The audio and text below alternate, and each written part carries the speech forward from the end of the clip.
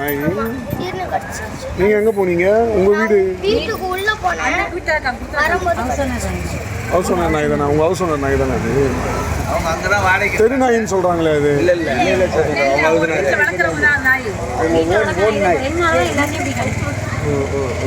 திடீர்னு கடிச்சுதா நாய்? திடீர்னு கடிச்சிருச்சு. நீங்க எங்க போனீங்க? உங்க வீடு? வீட்டுக்கு உள்ள போனேன். ஹவுஸ் ஓனர் நாய் தானே? உங்க ஹவுஸ் ஓனர் நாய் தானே அது?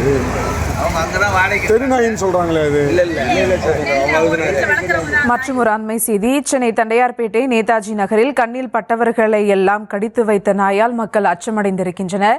மேலும் விவரங்களோடு இணைகிறார் செய்தியாளர் பிரபு. வணக்கம் பிரபு, விவரங்கள்.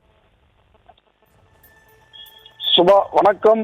5 வயது சிறுவன் முதல் 50 வயது நபர் வரை 10க்கும் மேற்பட்டோரை நாய் ஒன்று கடித்து குதறி இருக்கிறது. கண்ணில் படுவோரை எல்லாம் இந்த நாய் துரத்தி கடித்ததால் பரபரப்பு ஏற்பட்டிருக்கிறது. இந்த நாயானது திமுக பிரமுகர் வளர்த்து வந்த நாய் என்பதும் குறிப்பிடத்தக்கது. பரிசோதனையில் துரத்தி கடித்த அந்த நாய்க்கு ராபிஸ் நோய் இருப்பதை கண்டறிந்ததால் அதிர்ச்சியும் பதக்கம் உருவாகி இருக்கிறது. வடசென்னை ஆர்கே நகர், தண்டையார்பேட்டை, நேதாஜி நகர் 5வது தெரு பகுதியில் வசித்து வருபவர் மனோகரன். இவர் திமுக பிரமுகர் ஆவார்.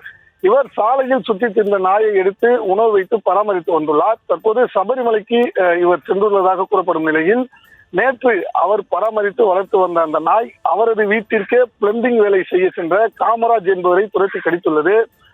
இதில் சுதாரித்துக் கொண்ட காமராஜ் வெளியே ஓடி வந்துள்ளார்.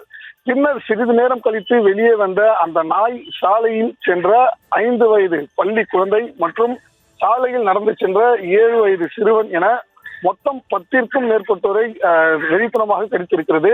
காந்தி போல வெறி பிடித்து சாலையில் வருவோர் செல்வோரை எல்லாம் நாய் கடித்துக் கொண்டிருப்பதை கண்டு அச்சமடைந்த அந்த பகுதியை சேர்ந்தவர்கள் மாநகராட்சி அதிகாரிகளுக்கு தகவல் அளித்ததன் பேரில் அங்கு சென்ற மாநகராட்சி ஊழியர்கள் நாயை பிடித்து சென்றிருக்கிறார்கள்.